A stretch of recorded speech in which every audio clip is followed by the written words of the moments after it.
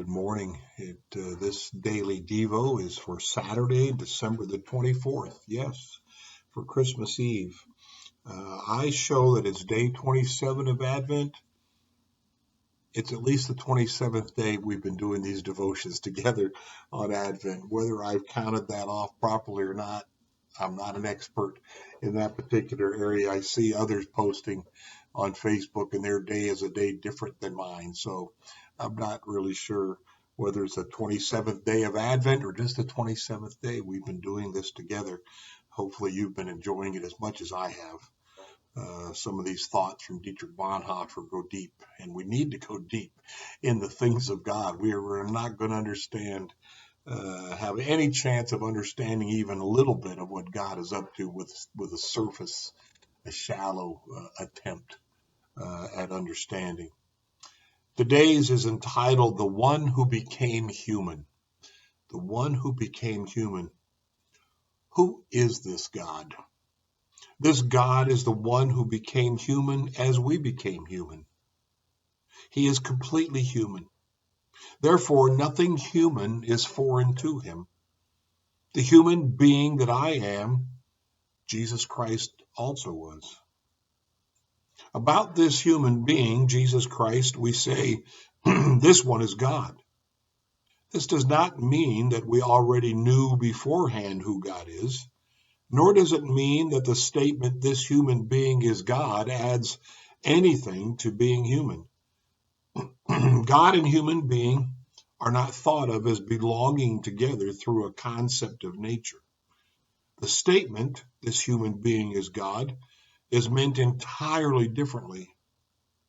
The divinity of this human being is not something additional to the human nature of Jesus Christ.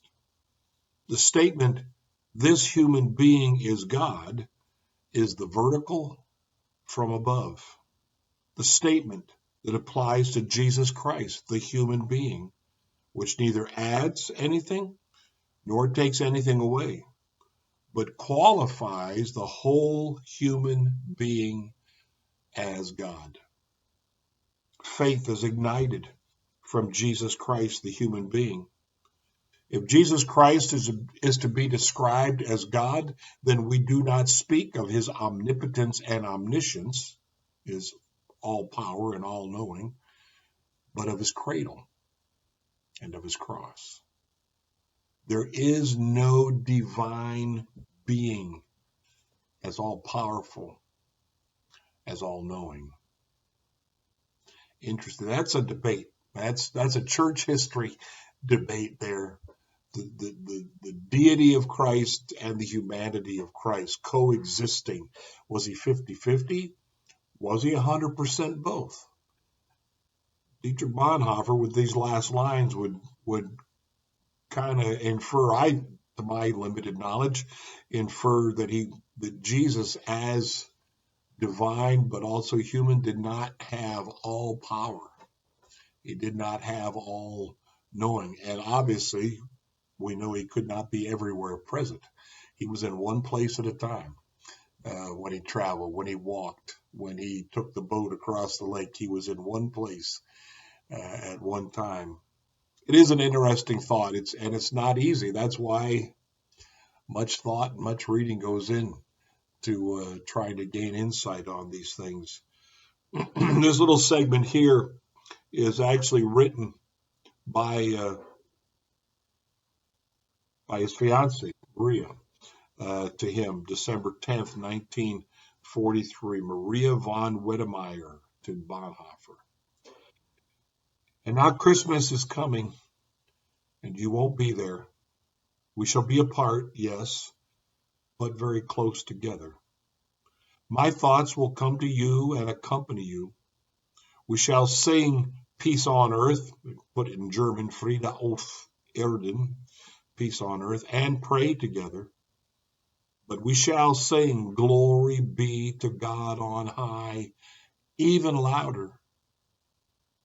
This is what I pray for you and for all of us, that the Savior may throw open the gates of heaven for us at darkest night on Christmas Eve, so that we can be joyful in spite of everything, so that we can be joyful in spite of everything. Those are powerful words. I think we can get from those words is why Dietrich loved this woman.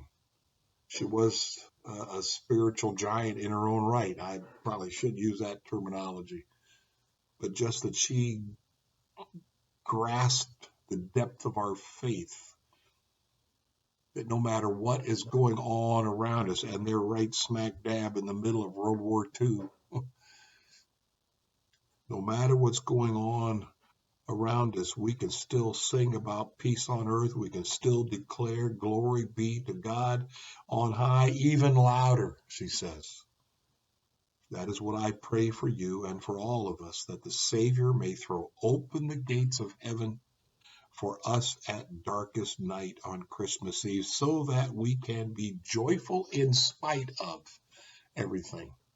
Joyful not because of, joyful in spite of everything that's going on around us. We know this truth about who our God is, who our Savior is, and we know that later he will say, you want to know who the Father is? Come to me, look at me, evaluate me, my words, my actions, to reveal God to us. That well-known passage for this time of year from Luke chapter 2. In those days, a decree went out from Emperor Augustus that all the world should be registered. This was the first registration that was taken while Quirinius was governor of Syria. All went to their own towns to be registered. Joseph also went from the town of Nazareth in Galilee to Judea, to the city of David called Bethlehem, because he was descended from the house and family of David. He went to be registered with Mary, to whom he was engaged, and who was expecting a child. While they were there, the time came for her to deliver her child, and she gave birth to her firstborn son, wrapped him in bands of cloth, and laid him in a manger, because there was no place for them in the inn. Again, Luke 2, 1 through 7. Blessings to you on this Christmas Eve as we live, hopefully, in anticipation of the Lord's coming again.